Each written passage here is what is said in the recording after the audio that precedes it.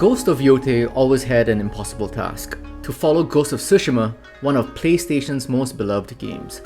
After more than 70 hours with Atsu's revenge story, I want to be clear here. Ghost of Yōtei is absolutely worth playing, but it's not without its flaws.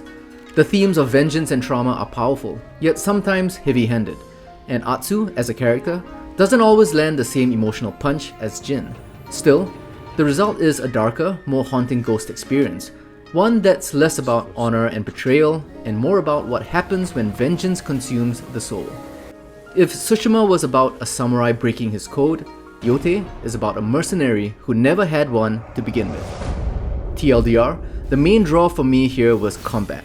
Combat is deeper than ever, with new weapons and systems that make every duel feel way more deliberate and tactical. The open world is more reactive, pushing you into discovery in ways Tsushima never quite managed, and Atsu, as a new series protagonist, is a striking presence. I played the game on the base launch PS5 console, which I reckon most gamers would experience this on. You may see some early game footage played on quality mode, but after the first hour, I opted for performance mode over quality and ray tracing, because 60 FPS just feels better, and to be honest, the game looks so good that the loss in visual fidelity wasn't a big trade-off. Any other visuals you may see in this video would be from pre-launch assets. I was provided a review code by PlayStation, and the build had a couple of patches within the first few days of receiving it. I was given a list of known bugs, but none that I encountered throughout my playthrough. However, later in this video, I'll highlight some other bugs I encountered. A Day 1 patch is expected to go live at launch on October 2nd, which hopefully addresses all of them. Unlike most reviewers, I didn't want to burn through the story and just sample a few side activities. I wanted to do everything before I wrote this review. Tsushima completionists would be familiar with exploring to find collectibles, cosmetics, hot springs, fox dens, shrines, and duels, just to name a few. It took me about 60 to 70 hours, and I'm just missing out on 3 things: a Sumi-E painting, a fox den, and a shamisen song, which gives me 3 more reasons to return to Yotei, and I cannot wait. In this review, we'll talk about visuals, performance, story, and the gameplay. There won't be any spoilers, but if you want to go in completely blind, save this video and please come back later. Thanks for clicking on the video, leave a like and sub, and join me as we explore Ghost of Yōtei.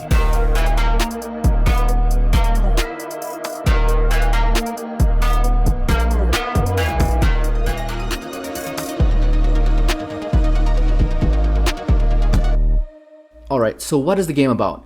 At Ezo, the northern fringe of Japan, 3 centuries after the events of Ghost of Tsushima, Ghost of Yōtei follows Atsu, a lone mercenary haunted by the murder of a family when she was just a kid by the Yōtei 6.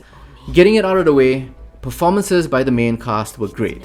One particular early game interaction between Atsu and a certain character I felt was probably the most emotional encounter in the entire game, and just showed that nobody was phoning it in.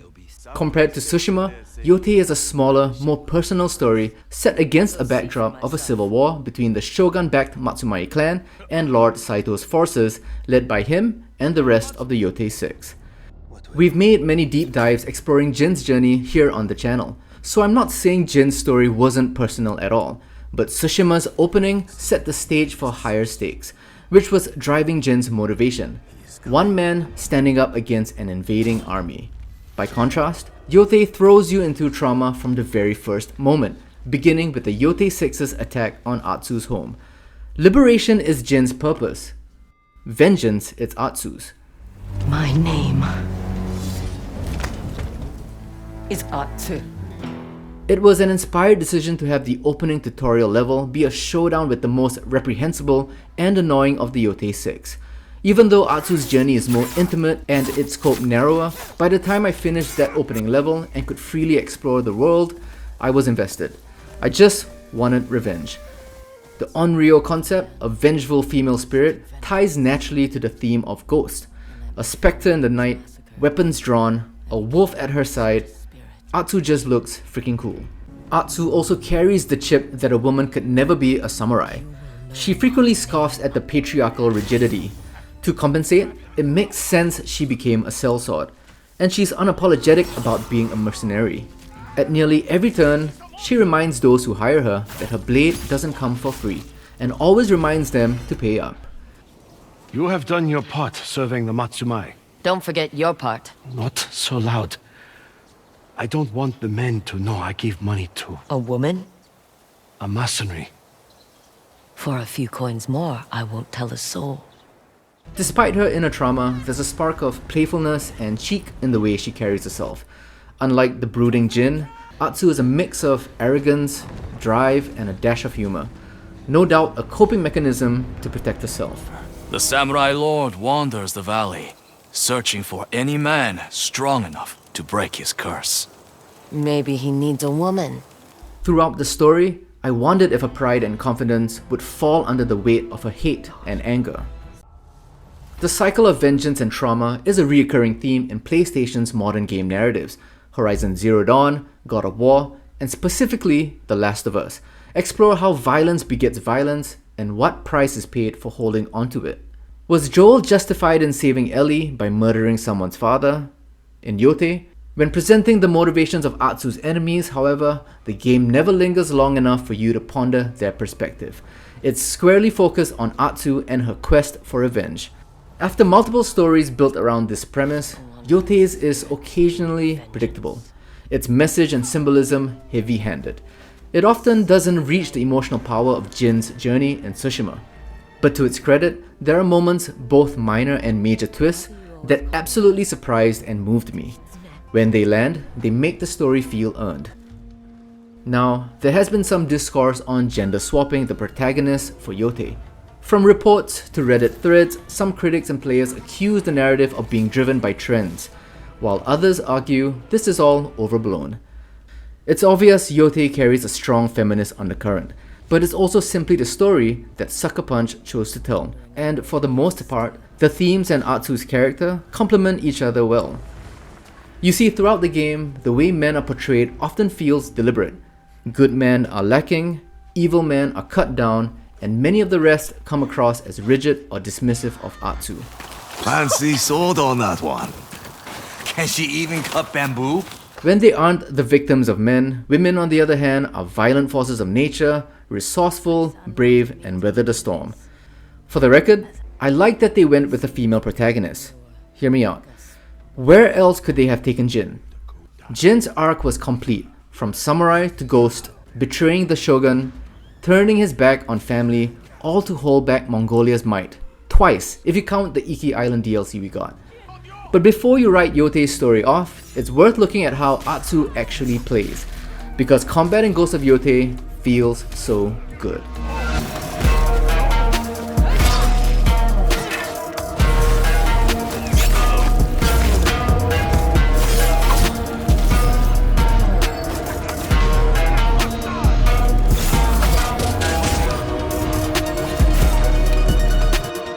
We need to talk about combat, specifically the addition of new weapons. This is an objective improvement over Ghost of Tsushima, where Jin relied primarily on his katana and switched stances to counter different enemies. Atsu's arsenal is broader, more dynamic, and much more visually distinct. The philosophy is still the same: adapt to the enemy in front of you. But instead of only cycling stances with one weapon, you're cycling entire weapons, and each one doesn't just look different, it feels different. See a shield-bearing foe? Swap to the stylishly brutal Kusarigama. A towering brute charging your way? The slow crushing power of the Odachi makes short work of them. A dual-wielding enemy rushing you? The reach of the Yari will dominate. It's frantic but calculated. Combat that demands both instinct and strategy. You're constantly thinking on the fly, adjusting weapons and weaving in ghost tools. When everything clicks, it's some of the most satisfying melee gameplay Sucker Punch has ever designed. So much so that unlocking a new weapon became my top priority. In Tsushima, I'd rush to hot springs just to boost my health. In Yotei, the moment I heard about a sensei who could train me in a new weapon, you bet that was where I was headed next.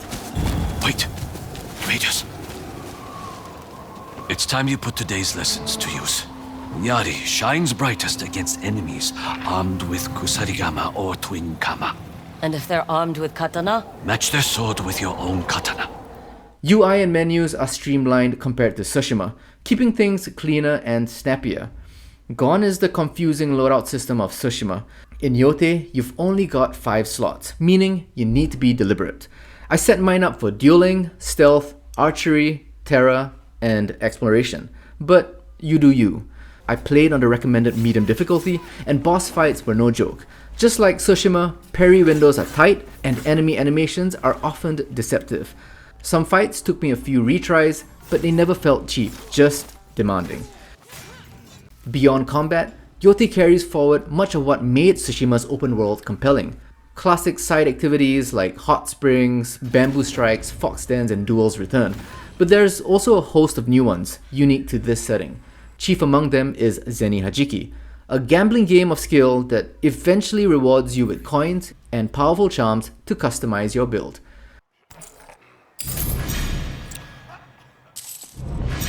Replacing Jin's haiku side activity has Atsu's songwriting on the shamisen. Lore-wise, this activity sees Jin and Atsu making sense of the world around them. Mother believed happiness came from the small things. For Atsu, the music is woven into her story, a strong connection she shared with her first teacher, her mother. The shamisen also provides the foundation and connective tissue to other musicians in Ezo. Learning new music from them allows guiding winds to show the player the direction to their chosen activity, much like how Jin did with his flute.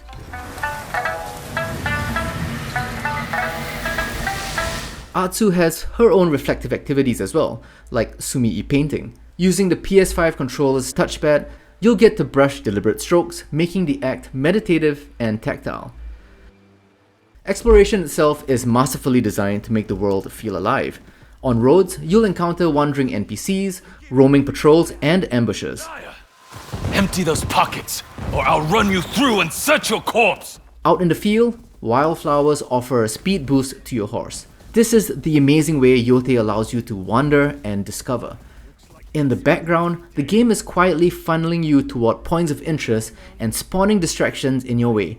It's a subtle trick, but it creates the illusion that the world reacts to the choices you make.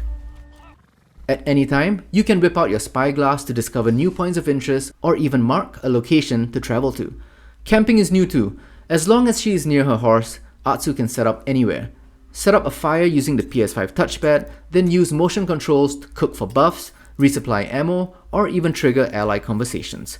While I didn't rely heavily on camping thanks to frequent ammo drops from enemies, it adds flavor and reinforces Atsu's life on the move. The Wolfpack tab is another new addition, letting you quickly see which allies have updates for you. It's a smart quality of life feature on paper, but in practice, I rarely used it. So I don't want to spoil the details of each region, but I have to call out one of my favorite ones, Teshio Ridge. Snowy landscapes dominated by the Kitsune and their army of shinobi that ambush you at every step made the little boy in me with a fantasy of fighting an army of ninjas extremely happy.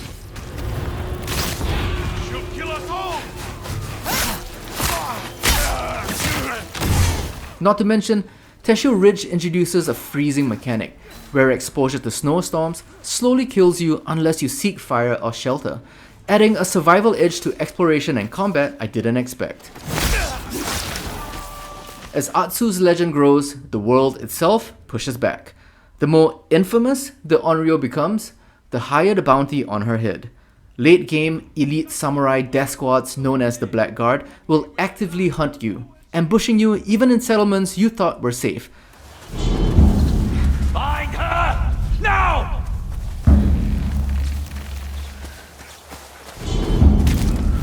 The sound design here is incredible. The slow, ominous pounding of war drums lets you know they've arrived.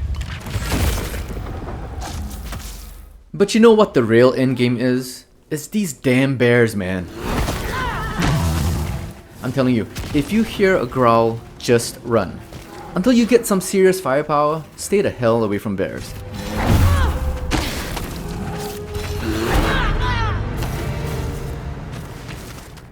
Once the credits roll, you can still finish off activities and quests you may have missed out on. There wasn't any New Game Plus in the build I played, but like Tsushima, I don't doubt that we will get one eventually.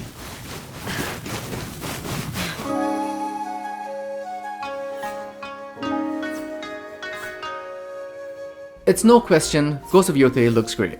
The franchise doesn't have hyper-realistic graphics like a Death Stranding 2, but that's not the point. Its visual style and exaggerated color palettes do the heavy lifting. And this carries on in Yōtei as it leans into the style over raw fidelity, and it pays off. For this review, I'm limited in which environments I can show, but suffice to say, the field of flowers, the snow-filled hills, and the coastal ridges are striking, each with its own dramatic character. Facial capture and animation seem to have improved as well. Textures are more detailed, and expressions, especially during cutscenes, are more emotive and lifelike. But one of the biggest improvements is the camera. During horseback travel, Yōtei pulls back into a cinematic widescreen, letting you drink in the horizon. Other times, it shifts down close behind Atsu's mount, adding energy and immediacy to your ride. It's subtle, but it makes exploration feel more alive. And unlike Tsushima, Yōtei is fully built for current gen.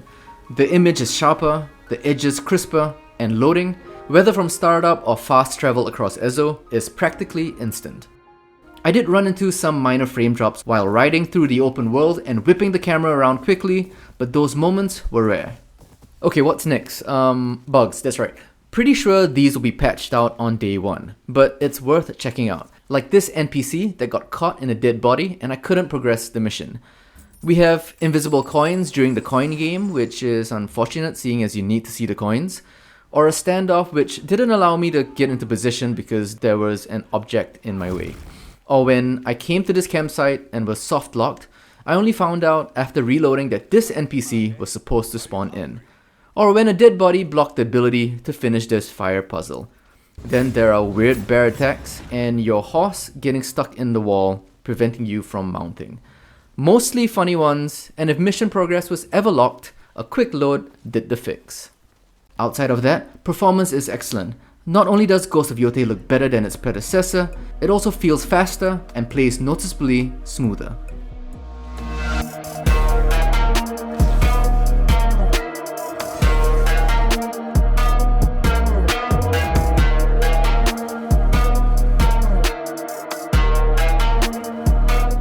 Ghost of Yōtei is a fantastic evolution.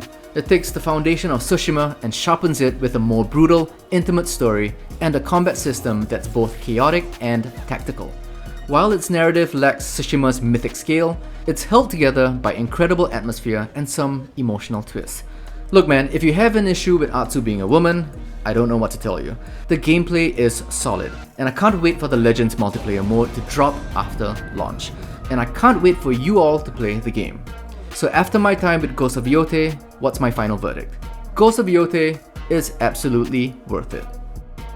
If you've enjoyed the video, it truly helps if you like, subscribe and hit the bell icon to support us here at Cutscene Collective. Check out our Ghost of Tsushima story breakdowns, let us know your thoughts below, and until the next one, be good to each other.